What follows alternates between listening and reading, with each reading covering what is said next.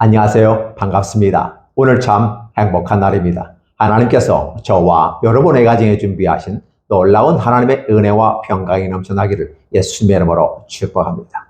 사도행전 7장 17절로 36절에 있는 말씀을 중심으로 스데반의 두 번째 설교라는 제목으로 말씀을 나누고자 원합니다. 우리는 사도행전을 함께 살펴보고 있습니다. 하나님께서 역사를 통해서 어떻게 역사하는지, 그리고 스데반 집사가 이 성경을 어떻게 요약하고 있는지를 바라보면서 그 스데반 집사의 관점, 성경을 보는 눈, 그리고 이 요약하는 과정 속에서 무엇을 어떻게 정리하고 어떻게 말하는가를 통해서 하나님께서 우리에게 어떻게 하시는지를 오늘 독자인 저와 여러분들에게 보여주고 있습니다.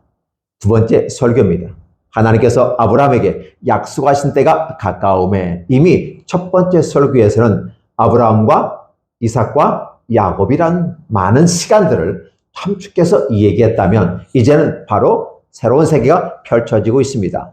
즉 야곱 때 12형제가 함께 애굽으로 내가서 430년이 지난 다음에 수가 많아졌더라라는 것이었습니다. 근데 그냥 많아진 것이 아니라 모든 것은 다 때가 있더라는 것입니다. 그 때라고 하는 부분, 하나님의 경륜과 함께 이루어 가시는 하나님의 손길을 저와 여러분이 알게끔 하기 위해서 아브라함의 약속하실 때가 가까움에라는 부분이에요. 분명히 하나님께서는 아브라함을 창세기 12장에 불러서 마지막 그 죽음에 이르기까지, 그리고 하나님이 축복하시는 모든 전 과정들을 함께 하면서 아직 씨가 없었던 아브라함에게, 즉 이스마엘 그 이전에 그 누구도 아브라함의 자손이 없었는데도 불구하고 아브라함과 그 자손에 대한 복을 주시겠다라고 표현합니다. 바닷가의 모래를 보아라. 하늘에 수없이 셀 수 없는 별들을 보아라. 네가 그 별들을 셀 수 있겠냐?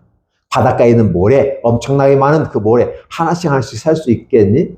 셀 수는 있겠죠. 그러나 언제 그 마감이 될지는 모를 일입니다. 그만큼 셀 수 없을 정도로 많아진다라는 표현입니다. 근데 아직 자식도 없는데 그 자손에게 주겠다라는 약속이었어요. 때로는 하나님의 약속이라는 건 미적으로 앞에 있는 것만을 응답으로 주실 수도 있지만, 거시적인 차원에서는 전체적인 온 인류를 향해서 주는 메시지이기 때문에 때로 우리가 이해할 수 없는 영역이 있을 수 있습니다. 아브라함에게 약속하신 때가 가까움에, 갈라디아서 때가 참에라는 방법을 통해서 그동안 고대하고 기다던 메시아가 오셨다라는 표현을 쓸 때 때가 가까움에라는 표현을 쓰게 되는 거죠. 이스라엘 백성에게 번성하여서 수가 많아졌다라는 부분입니다. 이러한 번성하여 수가 많아지는 이 사건은 이스라엘 사람들에게는 행복한 시간입니다. 75명이 가서, 아니도 어떤 때는 70명으로 기록되기도 합니다. 관점에 따라서 약간의 차이가 한두 명 정도는 차이겠지만, 그러나 이 70과 75 사이 속에서 이제 엄청난 수로 200만 정도 된다고 한다면 엄청난 수가 됩니다. 하나님께서 이 놀라운 축복을 허락하셨다라는 걸 이게 보면, 약속한 때가 참여라고 하는 부분은 하나님은 거저 말하시는 분이 아니라 분명하게 말하고 그걸 기억하고 있다가 이루어 주시는 하나님이시다라는 부분이었습니다. 때로는 아브라함이 75세에 씨에 대한 약속을 받지만 결국은 25년간을 거쳐서 100세의 아들을 얻기까지 아무 증거 어떠한 것도 있을 수 없었습니다. 가면 갈수록 몸은 노쇠해지고 쇠약해져 인간의 힘과 능력으로는 자연 생산이 불가능한 수준에 도달했을 때 비로소 때가 참에 이삭을 주셨던 하나님이십니다. 그리고 아울러 그 이삭을 통해서 야곱을 낳고 야곱에 의해서 또 12지파가 이루어졌다. 물론 에서도 있고 다 있지만 중요한 것은 곁까지는 다 쳐내고 핵심 라인을 설정해 보면서 저와 여러분에게 요약해서 말해주고 있습니다.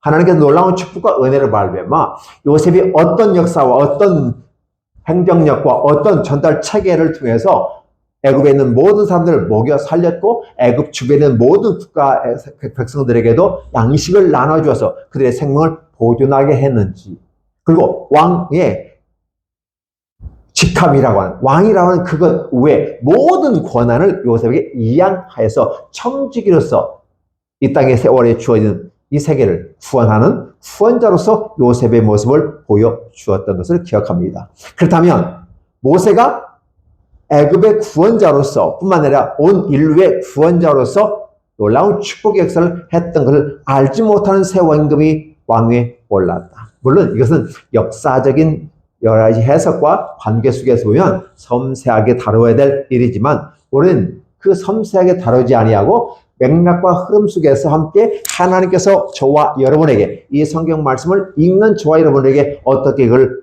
해석하고 즉 요약하고 해석할 것이냐는 것이었습니다. 요셉을 알지 못한 새 임금이 올랐다는 것입니다. 하나님의 나라가 힘들고 어려운 이 세파 속에 훅 하고 들어와서 마치 수가 번성하는 것. 성경에서는 많아져서 수가 많아져서 번성했다, 많아졌다 이런 표현을 쓰게 되는 것은 하나님 나라의 확장성을 이야기하는데 작은 누룩 하나가 온 땅에 누룩을 퍼지는 것처럼 하나님의 역사는 가히 사람의 힘으로 알 수 없는 일이었다. 그 와중 속에서 어떤 일이 있었느냐라는 것이었어요. 사실은 너무나도 왕성하게 확장되는 그 와중 속에서 드디어 새로운 임금이 나쁜 계책을 쓰게 된다는 사실도 알려주는 것이죠. 오늘 저와 여러분들은 이것을 기억하셔야 됩니다. 교회가 번성하고 흥왕해 나아갈 때 세상에서 교회가 흥왕하고 번성하며 중세에 전 세계를 휩쓸고 모든 세계를 다 교회가 지배하는 것 같이 느껴졌고 때로는 황제 위에 교황이 군림하던 시대까지 있었습니다. 이렇게 하나님의 나라가 확장을 쭉 하고 나갈 때 이에 대한 저항들이 생깁니다. 하나님의 나라가 확장되는 이러한 모습 가운데서 저항하는 세들이 생기더라는 것이었어요. 그리고 결국은 중세교회가 문을 닫는 현상 속에서 과대해 비대해지는 그 중세교회가 오염되어지고 부패하고 썩어가지고 잘못된 인간의 종교와 함께 혼합되어지는 그 모습을 함께 하면서 좋은 모습을 보여주지 못했습니다. 그래서 하나님께서 거룩함을 훼손하는 혼합주의가 들어와서 마리아와 예수와 비슷한 종류의 모습을 합성하고 조잡해서 즉 설정을 해서 종교를 만들어버렸습니다.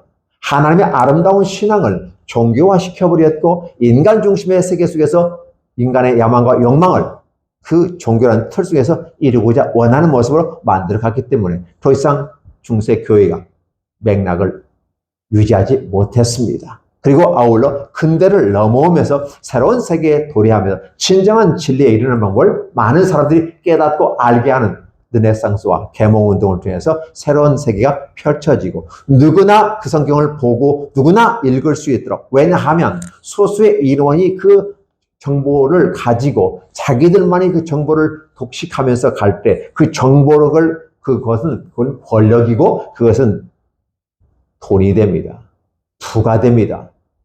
제한된 정보를 이제는 확 풀어버리는 것입니다.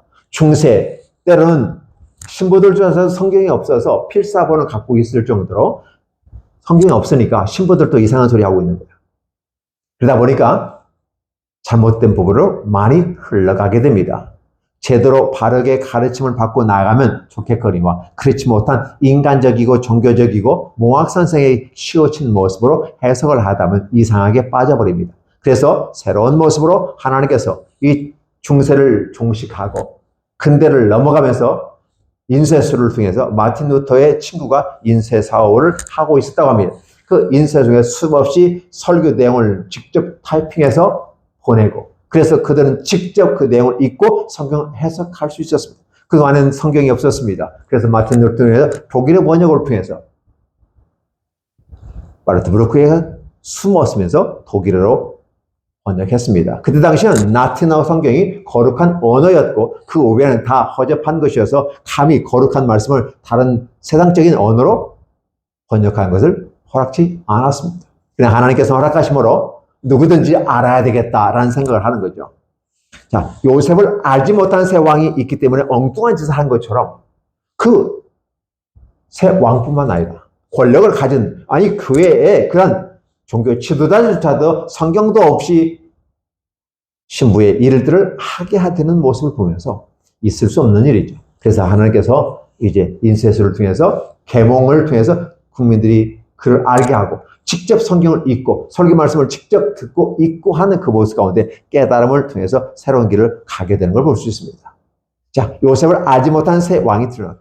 하나님의 확장되는 건 좋은데 그 확장 속에서 제재하고 방해하고, 예, 항상 우리는 이렇게 말 정반합의 원리라고 표현하기도 합니다. 그렇죠?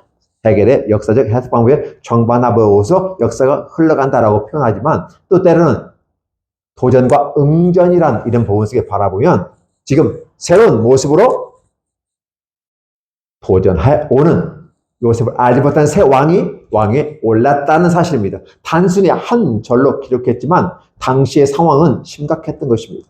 하나님께서 놀라운 축복으로 은혜 주셔서 430 동안 이스라엘을 뿔리기 시작했는데 엄청난 수로 불어나요. 그러니까 그 지역 사람들이 많아지고 숫자가 많아지니까 어떤 생각이 드냐면 정치 구조를 가진 사람들은 이런 생각을 합니다. 만약에 이들이 단합하고 모아서 어떤 전쟁이 벌어졌을 때 그 적국과 함께 이 많은 사람들이 통하게 된다면 당연히 우리는 왕에서 쫓겨나고 나라도 잊어버릴 것이다. 왜냐하면 그만큼 이스라엘이 엄청난 수로 불어났기 때문에 그렇습니다. 이런 것들을 바라보면서 그들은 어떻게 보면 정당한 사고 구조를 가졌다고 볼 수 있지만 이런 것이 잘못된 구조 속에 나오는 거기 때문에 결국은 이스라엘을 쥐어짜기 시작하며 남한은 죽이고 여자만 살리는 이런 엄청난 사건들을 하게 된다는 사실입니다. 그래서 우리는 이러한 것들을 바라보면서 우리 족속에 교활한 방법을 써서 조상들을 괴롭게 했다. 그 괴롭게 한 일이 뭐냐? 어린 아이들, 특히 남자들은 다 죽였다라는 것이죠. 희망이 없는 거죠. 쫙 확장과 번성을 통해서 하나님의 나라가 확장되는데 그러면 남아를 죽이면 그 종족 번식이 어려워지잖아요. 여자아이들은 애굽 사람과 결혼해버려서 노예를 쓰거나 다른 방식으로 얼마든지 흡수해버릴 수 있습니다. 그냥 남자를 죽이면 결국은 우리가 이들을 지배할 수 있을 것이라는 그런 괴계를 쓰는데 그런 어린 아이를 죽이죠. 자, 항상 우리는 이런 모습 가운데 있습니다. 여러분들은 이렇게 힘든 어려운 과정들을 겪게 됩니다. 그래서 그들은 더욱더 많은 착취와 노동력을 원하고 그렇게 생산물을 아웃컴 결과물을 벽돌을 만들어내라고 하는 것입니다.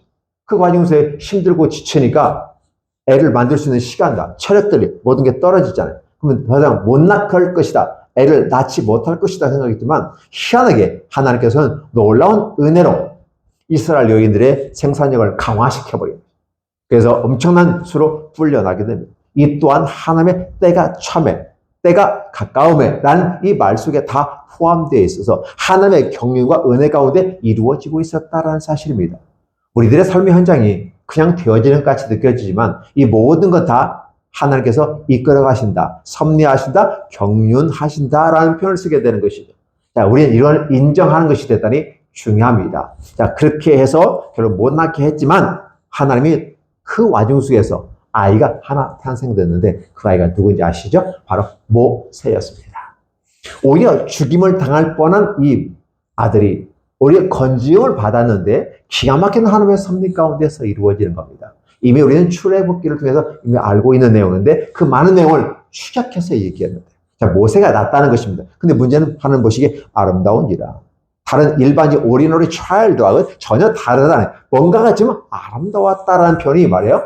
일반 아이들과 다른 무언가가 있었다. 계획된 모습으로 표현되죠. 어떻게 보면 삼손이 라신으로 태어난 것 같은 느낌 한번 보시면 좋을 것 같습니다. 그러니까 일반 아동이 아니라 일반 어린 아이가 아니라 뭔가 다른 나시린으로 태어난 삼손 같은 느낌 이렇게 보는 것이죠.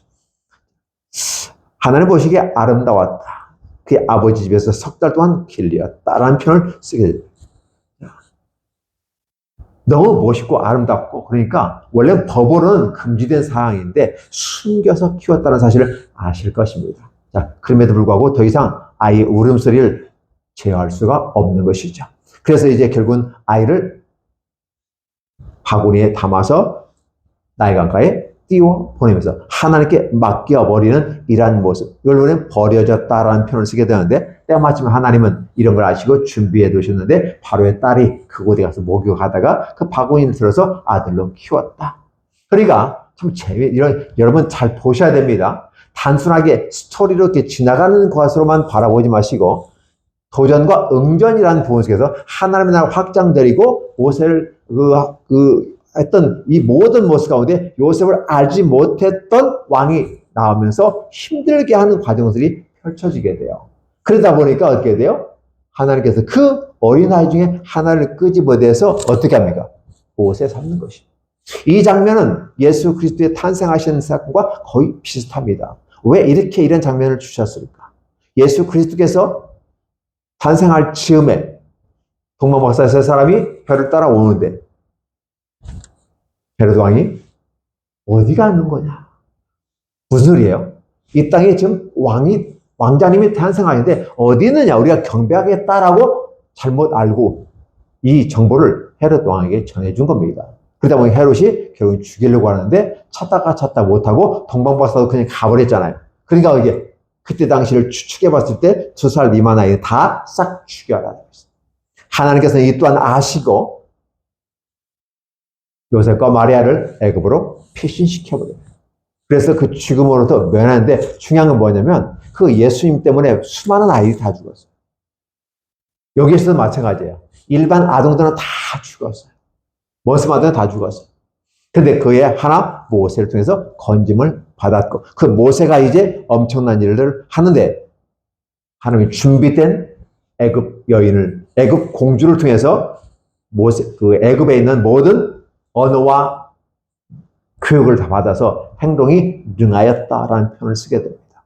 이 부분들 또 메시아로 바라보면 메시아이신 예수 그리스도도 애굽을 피해 갔다가 다시 그가 죽었다는 소리 듣고 돌아와서 다시 나사렛에서 성장하는 과정들을 바라보면서 하나님은 모세의 그 시간과 예수 그리스도의 모습을 구약과 신약을 매칭시켜서 바라보는 것이죠.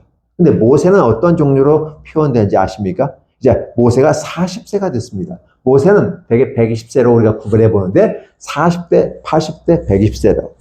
40대까지는 그 문화와 문물을 배우고 익히면서 완성된 하나의 엄청난 스마트한 사람, 인텔리한 리더십을 가진 그런 청년으로 자라게 됩니다. 40이 되면 자기 형제들을 돌아볼 생각을 가지게 됐고 그 과정 속에서 살인자가 되어서 또 40년 동안 광야 미디안에 가서 힘든 과정들을 살아갑니다. 그리고 난 다음에 80세에 비로소 하나님이 그를 보내 떨기나무 가운데서 불어주십니다. 그걸 사용해서 120세까지 했다라는 내용들을 이렇게 해줍니다. 이 과정들을 지금 요약을 하고 있는데 이 요약하는 분위기와 그 느낌은 어떤 분위기일까? 자, 우리가 이런 하나님의 나라의 기적을 이루고 아름다운 역사를 펼쳐가는 그 와중 속에서 도대체 이런 능력과 어디서 나왔냐 했을 때 바로 너희가 쳐 죽인 예수 그리스도, 십자가에 죽이신 예수 그리스도 그분에게서 나온 것이다. 그것이 하나님의 나라다. 근데 그 예수 그리스도를 설명하려고 하다 보니까 결국은 구약에 있는 내용을 가져다가 설명하는 것입니다. 그래서 창세기를 설명하고 출애굽기를 설명하고 성경을 설명합니다. 그 많고 넓은 여러 가지 깊은 내용들을 축약해서 요약해서 3분 스피치 아니면 5분 스피치, 10분 스피치를 하는 것이죠. 그렇다 보니까 저는 스티반의 두 번째 스피치라고 하는 두 번째 설교로 제목을 잡아봤던 것입니다. 자, 이러한 과정 속에서 모세를 통해서 이루어졌다라는 것이죠. 하나님은 그 어렵고 힘든 와중 속에서도 그렇게 보호할 자를 보호하고 인도할 자를 인도한다는 것입니다. 그게 하나님의 주권입니다. 그리고 하나님의 선택입니다. 하나님의 그 주권과 선택을 통해서 하나님은 세상을 구원할 메시아를 만드는 겁니다. 많은 사람들이 생각합니다. 모세가 이렇게 자기의 동료들을 위해서 애굽 사람을 쳐 죽이는 이런 과정에서 자기에게 해가 되지 않으니까 모세를 놔뒀지만 자기들이 싸우는데 모세가 들어와서 재판정관처럼 이렇게 시비를 걸고 잘했다 못했다 왜 싸우느냐라고 하니까 누가 너를 재판장으로 세웠느냐? 누가 너를 관리로 삼아서 너 무슨 뭐 경찰이야? 공무원이야? 왜 그래? 라고 하는 부분이에요. 그리고 더 나아가서 네가 어제 애굽 사람을 죽인 것처럼 우리도 죽으려고 하는 거야? 이런 식으로 하는 거 이게 되는 거죠. 그때 그들이 하는 고백을 보시기 바랍니다. 그들이 뭐라고 고백하냐면 누가 관리와 재판관으로 위해 세웠느냐? 간섭하지 마. 네 길 가. 내가 다 떠버리기 전에 가. 모세는 여기서 당황스러웠을 것입니다. 거절당하는 모세의 모습을 보시기 바랍니다. 우리는 이런 장면을 통해서 앞으로 메시아가 이 땅에 와서 자기 백성을 위해서 죽을 자라는 구원자라는 예수라는 그 자기 백성을 죽겠다는 건데 오히려 예수를 거절하는 선민들, 유대인들을 바라보게 됩니다. 모세가 이런 모습 가운데 결국은 40년 동안 광야에 가서 죽도록 고생하면서 새로운 길을 가면서 두 아들을 얻었다라는 것을 표현해 보는 것이죠. 이러한 장면들을 여러분 기억해 주시기 바랍니다.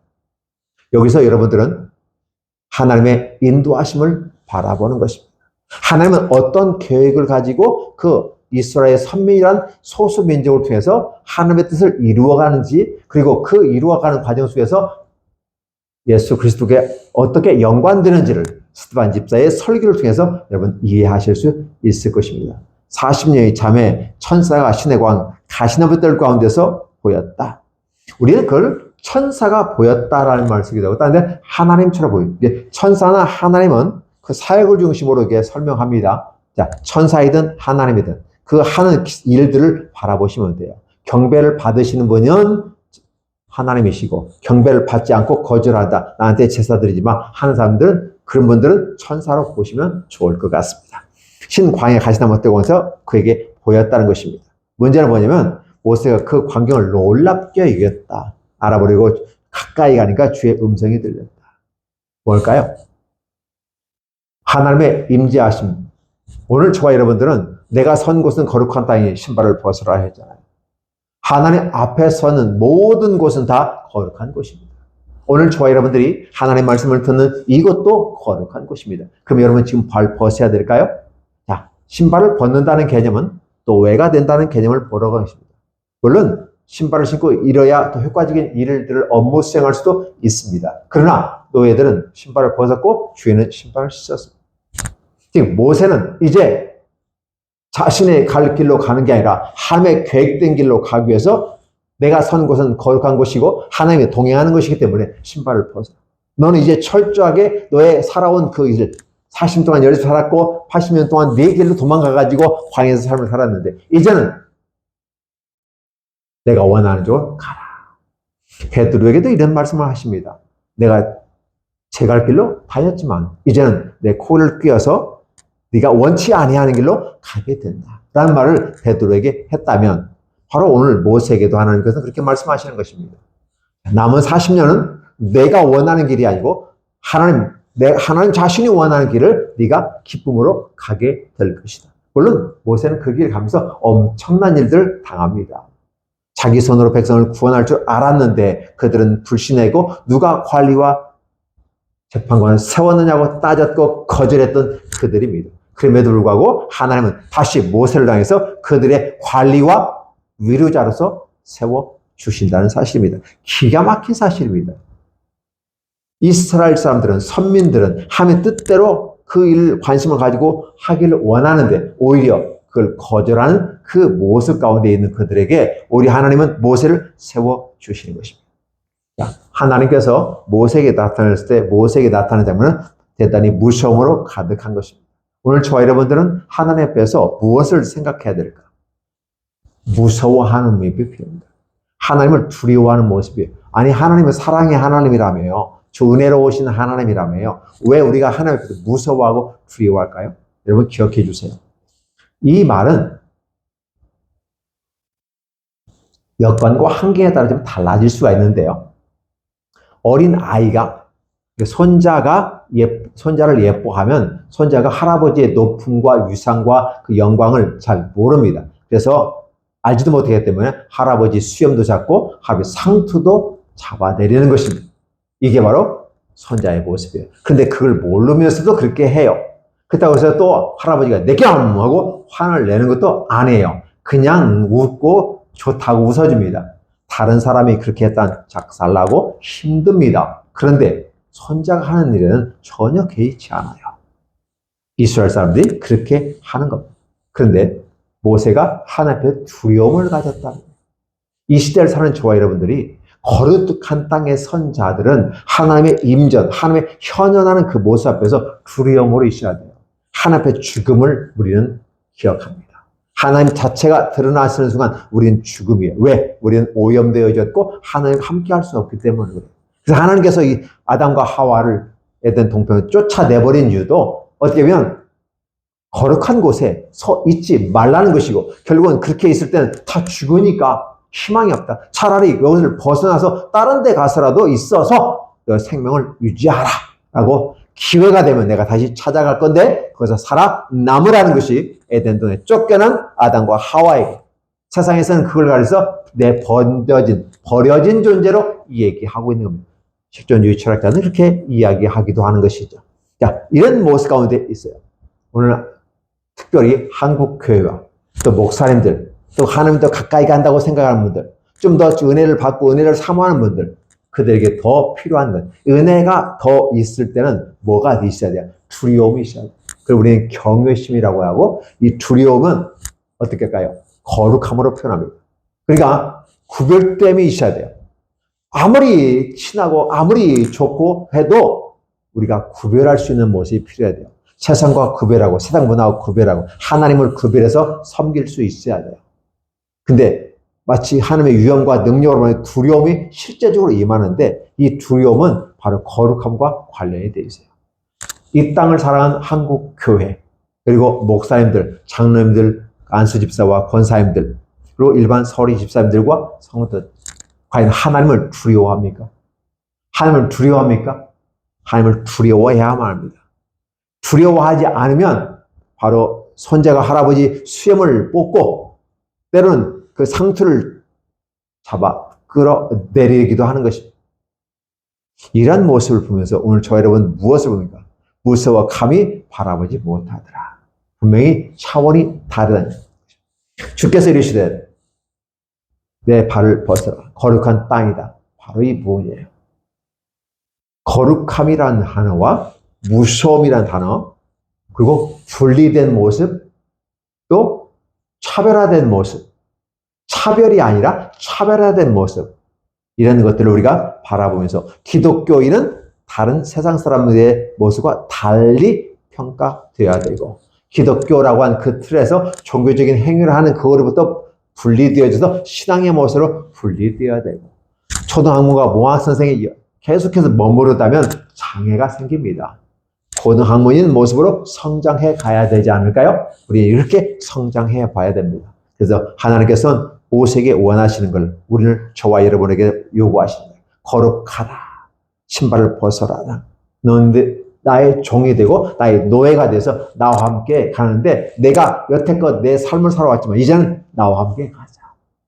드디어 하나님은 40년을 이끌어 가시면서 이스라엘 백성들을 애굽 땅에서 출애굽시키고 젖과 꿀이 흐르는 약속의 땅으로 이끌어 가시는 겁니다. 물론 입구까지만 가고 나머지 여호수아가 이끌어 들어갔습니다만은, 어쨌든 간에 하나님께서는 모세를 통해서 위대한 역사를 하시는 것이죠. 그래서 애굽에서 괴로움을 받고, 근데 그것을 직접 보았고 탄식한 소리를 들었고, 구원하기 위해서 내가 왔다. 근데 하나님의 오심은 무엇으로 표현되냐면 모세를 통해서 표현합니다. 하나님이 오셨다는 개념이 바로 모세를 통해서 구원자, 모세라는 단어조차도 구원받았다는 개념이거든요. 구원받은 자가 구원 전하는 것이죠. 은혜가 되는 것이죠. 그래서 누가 너를 관리와 지팡이로 세웠냐 하는 그 거절하던 그 모세를 하나님이 떨기 가운데서 천사의 손으로 관리와 속량자로서, 위로자로서, 맞습니다. 속량자로서 위로자로서 세웠다라는 사실입니다. 속량자는 구원자, 딜리버러라면서요. 예? 구원자, 속량자, 속죄자로 삼으셨다. 따라서 이 장면에 나온 모세와 앞으로 뒤에 나온 메시아 예수 그리스도와 같은 레벨의 모습으로 있으면서, 모세를 통한 예수 그리스도, 모세를 통한 신약의 구원자, 딜리버러, 예수 그리스도를 얘기하고 있다는 사실입니다. 엄청난 사건이죠. 이 장면을 저와 여러분들에게 주시는 겁니다. 그래서 이 사람이 백성을 인도하여 나오게 하고 애굽과 홍해와 광야에서 40년간 기사와 표적을 행하였다라는 부분입니다. 모세가 40년 동안 어떻게 이끌어갔는지, 그러니까 결국은 이 역사를 바라보는 그 모습 가운데서 단순 요약과 함께 그 가운데서 무언가를 얘기하고자 원할 때 요약을 어떤 식으로 요약할 것인가, 하나님께 주신 이 아름다운 세계를 여러분의 마음과 여러분의 생각과 여러분의 경험으로 또 여러분의 가진 지적 능력을 가지고 요약하면서 전달할 수 있는 능력이 필요합니다. 그래서 하나님의 나라가 확장됨에서 전달력은 바로 그렇습니다. 서리집사인 안수집사였던 스데반 집사. 안수를 받았기 때문에 서리집사는 임명으로서 끝나지만 안수집사는 안수에서 보내기 때문에 안수집사이고 때로 이름원들은 장로일 수도 있습니다. 현대로 말하면 어쨌든 안수집사나 장로 이들이 함께 귀대한 사역을 함께 했다는 것입니다. 이 사역들을 오늘 그들은 그렇게 했다는 거예요. 그러니까 이 사도행전은 사도들과 성령께서 함께 하셨고 집사님들과 그때 당시 이제 안수를 받았던 안수집사나 장로들을 그들과 함께 하셨고 이 장면을 얘기하는 거예요. 그러면 그들은 이렇게 복음을 전하고 이렇게 함께 한다면 오늘 이 시대 저와 여러분들은 어떻게 할 것인가? 바로 심지행전, 여러분의 행전, 지구촌 연합의 행전, 움직이는 교회들의 행정이 되어지는 모습 가운데 더 많이 복음이 확장되고 전달되어야만 할 것입니다. 이 설교의 핵심 주제는 과연 예수 그리스도는 어떠한 과정을 통해서 인류 역사 속에서 우리에게 오셨고 우리에게 메시아가 되어졌는지 그리고 오셨던 그 모세는 단순한 모세를 얘기하는 것이 아니라 앞으로 오실 신약의 예수 그리스도를 하나의 모형으로 보여주면서 같이 생각하게 하고 같이 연관돼서 구약과 신약이 함께 연결되는 이 모습으로 성경을 보라고 하는 모습으로 인도하고 있다는 사실입니다. 스데반 집사의 이 두 번째 설교, 단지 성경 요약할 뿐입니다.